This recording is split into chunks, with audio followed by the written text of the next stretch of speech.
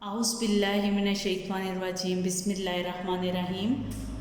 अस्सलाम वालेकुम स्टूडेंट्स। आज हम जो मज़मून पढ़ेंगे वो है इस्लामियात बराए जुमात शशम।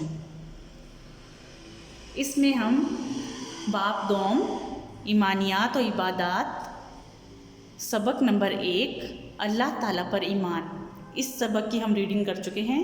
आइए हम बुक में देखते हैं। स्टूडेंट्स, ये हमारी इस्लामियात की बुक है जी। ये बाब दोम सफ़ा नंबर 3, 4, 5 इसकी हम रीडिंग कर चुके हैं। आज हम इसके मुख्तसर सवालात करेंगे।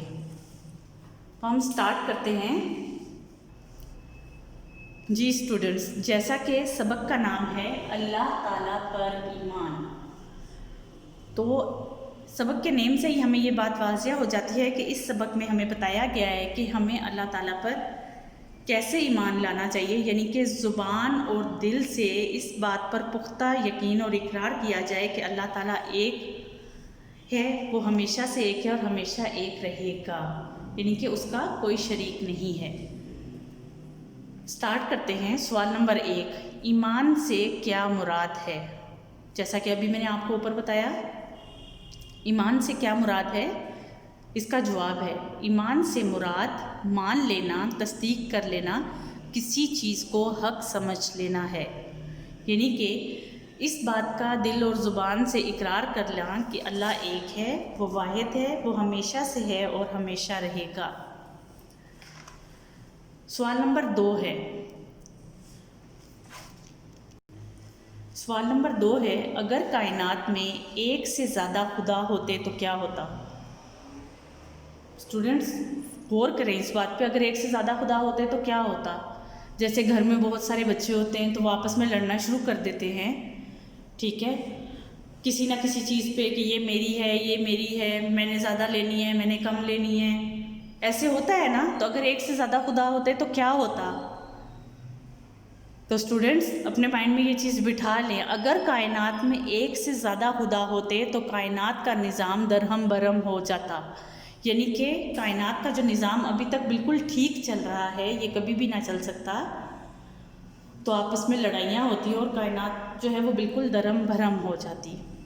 इसके बाद सवाल नंबर 3 है, अकीदा तौहीद के ईमान पर क्या असरात मुरतब होते हैं?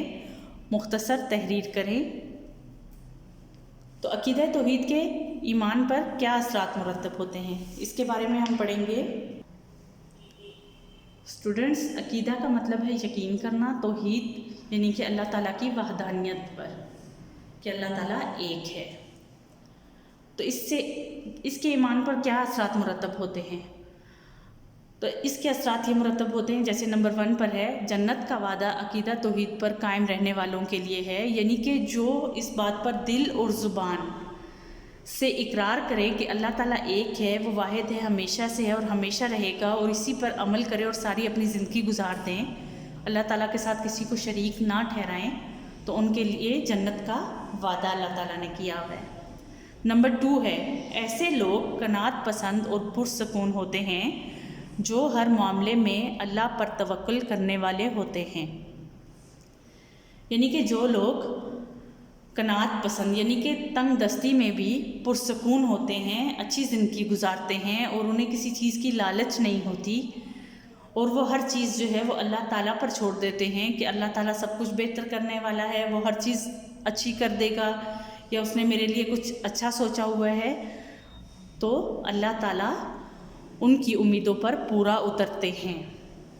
नंबर 3 है, इनमें इत्तेहाद और मसावात जैसी खूबियाँ पैदा होती हैं और हकीकी मुश्किल कशा अल्लाह ताला को ही मानते हैं।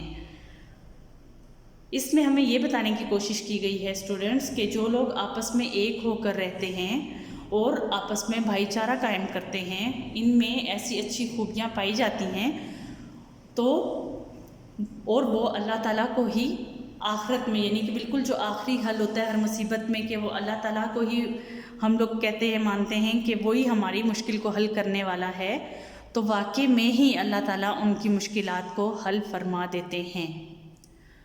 امید ہے اسٹوڈنٹس آپ لوگوں کو سمجھ آ چکی ہوگی۔ کل ہم اس کے انشاءاللہ تفصیلی جواب بات کریں گے، تو اس وقت تک آپ اپنا خیال رکھیے گا۔ اللہ حافظ۔